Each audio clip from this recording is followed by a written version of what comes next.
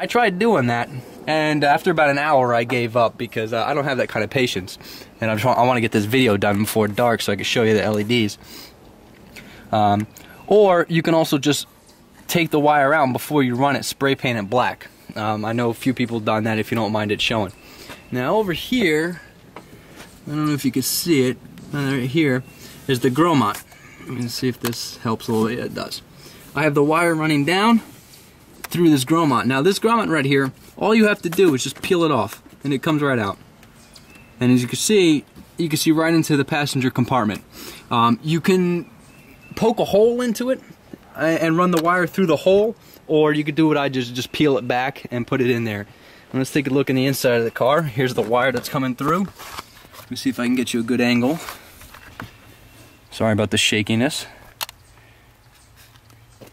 As you can see, the wires come right through the grommet. You can see sunlight through there, and it's coming down.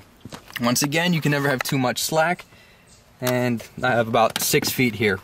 The next step is I'm gonna hide the wires underneath the dash, and I'm gonna go ahead and set up my front LEDs, and I'm gonna run the wires, and it's gonna put it all together.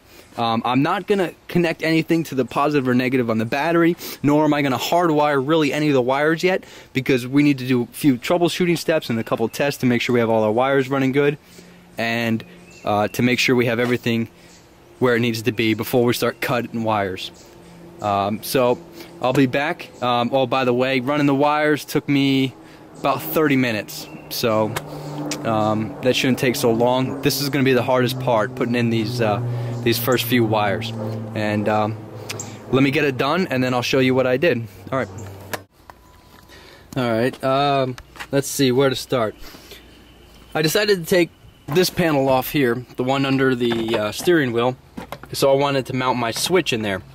Well, Nissan decided to make it a puzzle piece to get this this piece off. Let me see if I can operate the camera here. Well, okay, imagine it being on. Down there in the bottom corner, if you can see it, there's a screw that has to come off. And I'm trying to pull off this side, and I couldn't figure out how to do it. So for those that know and are laughing at me right now, go to hell. But the ones that don't know, you have to take off this door panel first. I mean, picture it there. So you can pry back this panel, and look at that. There's a little tiny screw hole in there for this other panel. Took me about an hour to figure that out. So like I said, right now, all you have to do is push down, or excuse me, pull up on this little tab right here, and then the switch will come out. I'm sorry, I would do it for you, but I gotta hold the camera and then do it this way. But you'll see it once you get it off. Pull that up, and the old piece will pop right out, like so. I'm sorry. Old piece will pop right out. Get rid of that. Slide your new switch in, and we're good to go for now. Now that we got this wire in here, what we're going to do is we're going to wire the switch up as our positive terminal. I have all the things I need, so let me get back to this. Sorry for the shitty camera work. Let me get back to this, and I'll check in before I move on to the next step. Alright, what we got here is we got all the panels back on. We've got the old switch popped out. I just ran the wire. This is the original wire here that's coming through the grommet from the battery. It's running up through the hole. How you wire up a switch is only the positives, only your positive leads get wired up to the switches. The negatives get grounded together. Right here. Sorry, I can't get a good picture on it. So, I have the positive here coming from the battery to 1, and then I ran a second wire, which I chose a different color so it'd be easier to see. I ran a second wire with your positive lead onto here, and this liquid tape is garbage. Anyways, so you have your negatives connected, and then you have your positive lead. This switch has a LED in it supposedly, so you have to run a grounding wire, which I'm going to run from here just to a bolt that's just right under the dash here that I'll show you. So this wire here that is running through, that's going to come through, and I'm going to hide it under there, and it's going to come to our center console. As you see, all this is torn out. How you get these panels off, you just have to take the cup holders out and then pop out your cup holder panel, and then the one for the shifter will just come right out. It's not from the carpet. There's just a little, you'll see it. It's just a little line right there. I'm not sure about the older gens. I don't know if it's any different. My bus terminal, what I decided to do with it, to get it out of the way of the shifter and all of there, I'm going to put it back here behind the parking brake. I'm going to put it there, I'm going to put a little screw. Excuse me, I dropped it. I'm going to mount it right there under the, which is the front side of the your little compartment right here. Just put one little screw in there to hold it still. The reason why I chose to put it further back is the the LED strips up front, which are already mounted. Those wires are long enough to reach here, and the LED strips in the rear seats, which are already mounted, lines are long enough to run here, so I don't have to extend any of those lines, which I'm happy. So right now we have the switch wired up.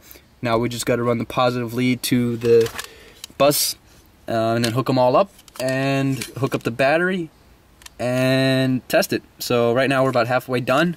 So let's finish up this wiring and see what we got from here. Alright, now we got our bus together. I ran all my wires and I hid them. So from the outside looking in, you don't see any wires. Obviously this is going to be covered. I'm going to clean this up, so don't freak out. This is a mess. I just did this real quick so I can get the video going. If I can get in close, maybe you might be able to see it. I have all of my positive leads for all of my LEDs on one side.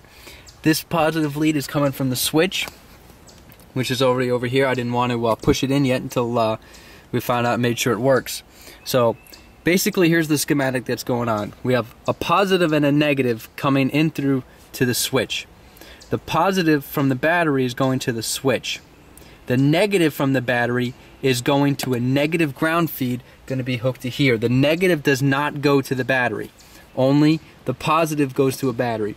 Then you plug up a positive lead, a second wire, that would be your positive lead, from the switch to your power distribution blocks, or to the individual neons if you're only going to, or LEDs if you're only going to wire up one or two. Alright, so if you're with me so far, we have two separate wires. We have one that comes from the battery to the switch, and then we have one that comes from the switch to the power distribution block. Alright, and 99% of the times your owner's manuals will tell you what to do. But so far what we got going on here is I have all of my positives linked up on one side and all of my negatives linked up on the other. They're all hooked up. I already wired up the battery and closed up the hood to save time. I already have my switch going, so you and me together, we're gonna find out if I did this right, but I'm pretty sure I did. So let's get a good look on here. I don't know if it's daytime. Let's see if we can get a good look. Flip the switch. You can see a little bit of blue. There's the LEDs. There's the front. I don't know if you can see it over here. Let's check the back. Sorry for the shaky camera. You can kind of see this one from out here, but it's not bad. That one I'll have to adjust and slide a little bit more under a little later on. But that's it. Total working time, probably about two hours, maybe 4 if you don't